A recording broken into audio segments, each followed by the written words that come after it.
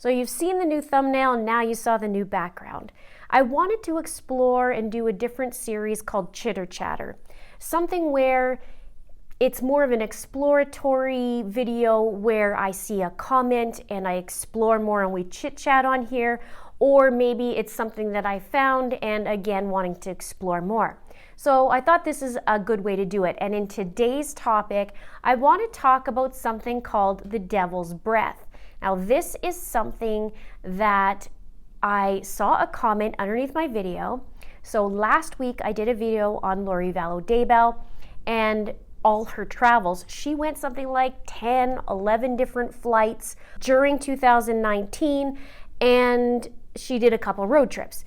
And one thing that stuck out was that when Charles died, 3 days after that, Lori took off with Colby. They went to Texas, and then Alex Cox, he went to Colombia, and he went around 5 days. He left on the 14th.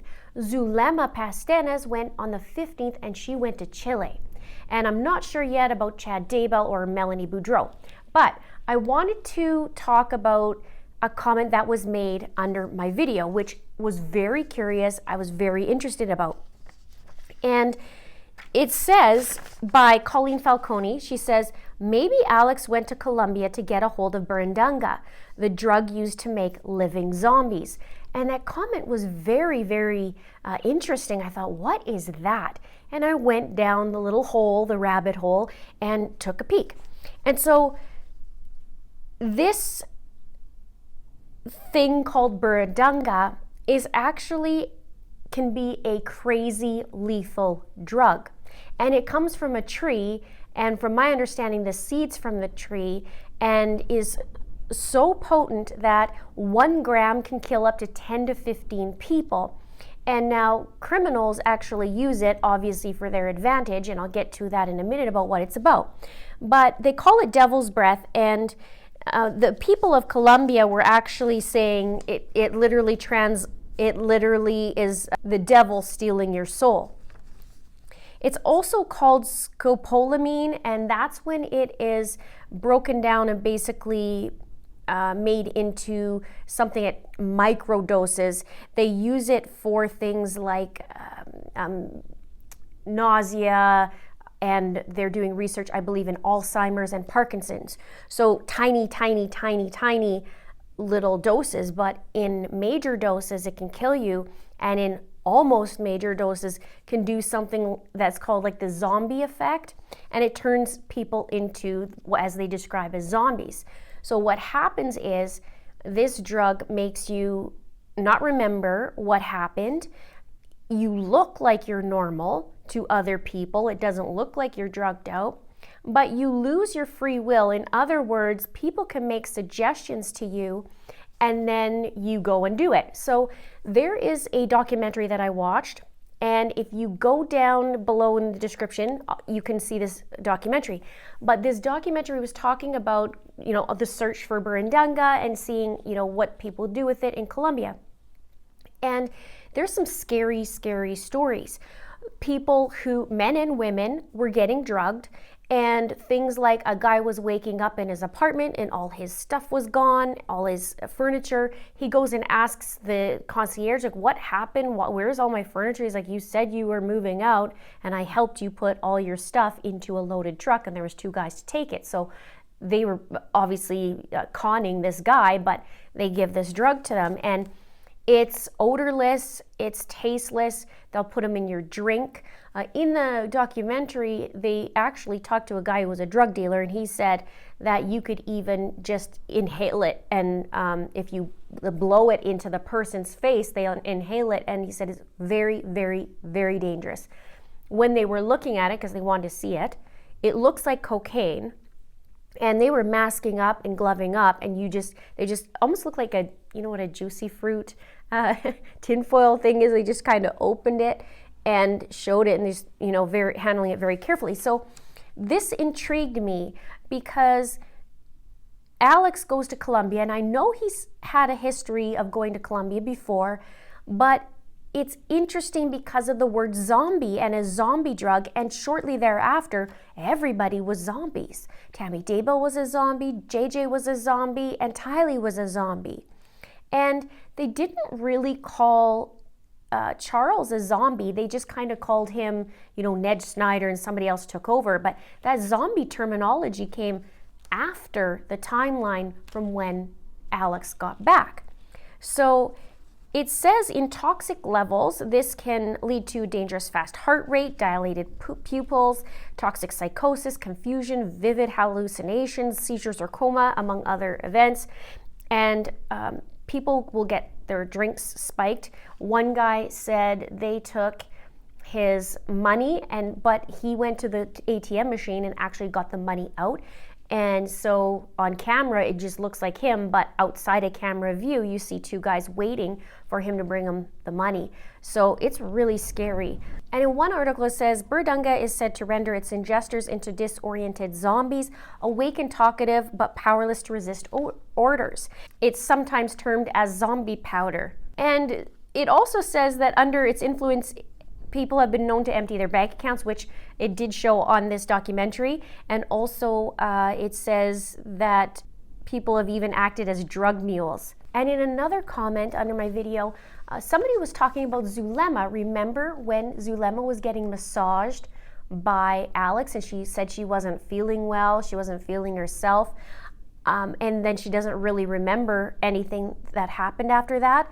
So that was an interesting comment because it seems like, I wonder if he did pick up something and bring it back. He'd have to carry it very, very carefully, but I wouldn't put it past him. You guys can let me know. Let's have a big chat about this. Because I wonder if it's possible that he's doing something like that. One other thing it said is it disappears from your bloodstream within around 4 hours. So it becomes untraceable before a victim has time to be tested.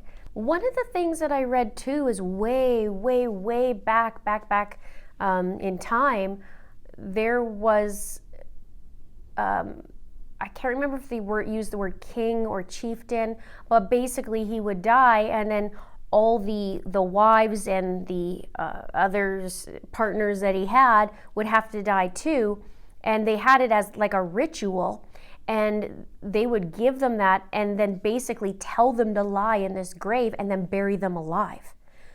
So I'm curious about this. It may have something to it, especially with the zombie reference. There was one thing also that I read. You guys may be really interested in this. It's about JJ. And in one of the articles, it said, soon after she arrived, Lori Vallow informed Melanie Gibb, that JJ had become a zombie and pointed out behaviors such as sitting still and watching TV, claiming JJ said he loved Satan, and an increased vocabulary as evidence that JJ was now a zombie. So if we were to apply this theory that Alex came by and he decided to, I got my big mug of tea, he decided to give JJ this devil's breath or Burundanga, and just a little bit, or Lori did that, I wonder if Lori was purposely making JJ do these things, which he had no, remember he has no free will if he had it, and that he would be climbing on top of the counter and on top of the fridge. Mind you, there wasn't really any witnesses there. Lori said that was happening, but Lori was pushing the narrative all weekend that, hey, you know what? JJ, look at him. He's being a zombie. Can you see what he's doing? And she really wanted Melanie to believe her. But she said he kind of looked normal like he always does, and he always acted. But I'm curious now. It really has my head thinking, you know what? Maybe there's something to it. Maybe it could have killed Tammy, and Tammy died after that, and Tammy died because of that, and it would become untraceable. And then somebody was also saying about the gift basket, because you know I talk about the gift basket a lot. And they were saying, I wonder if that's the gift basket that they were supposed to make was something in that, and Alex maybe unintentionally sniffed it or ingested it and he wasn't supposed to, and then that happened to him. But however, he was having issues prior to that with breathing, and that doesn't really say in there that that's some of the symptoms, only that basically you kind of do whatever somebody tells you to do. Again, in that documentary, they were talking about one girl. She believes she had hers in her drink, and she said she knew that her boyfriend was saving up money, and she ended up being robbed by a couple guys because they said, take me to your house. And she went to the house, and then empty out your money and whatnot. And she went and remembered where her boyfriend had the money, and then she took it and she gave it away. So she felt terrible after, once she found out what happened, but because they lose their memory and people, are helping them put the pieces back together. So it's a crazy drug. A lot of Colombians are scared of it. A lot of people are scared of it, and you just don't mess around with it. So let me know what your thoughts are about this drug. Let me know about this little chit chat series, what you'd like to see me cover, or maybe there's just something in this that triggered something that I can go down another path and look at. I think it'd be a nice way, I have my tea, I didn't take a sip yet, but I think it'd be a nice way to do something a little different. My main videos have a lot of facts, a lot of timelines, a lot of scripting, but I want something a little bit more that we can have a chit chat and really talk in the comments and hash this out. Why wouldn't this work? Why would this work? This would be so cool to see everybody come together and really be a community. You know how much I love that. If you're new, I love community. I've always loved community. And so I really look forward to reading your comments. Now, if you haven't subscribed, please subscribe. There's a lot of new things coming. A lot of guests are coming. So please don't forget to subscribe. Let's have a chit chat below. See you on the next video.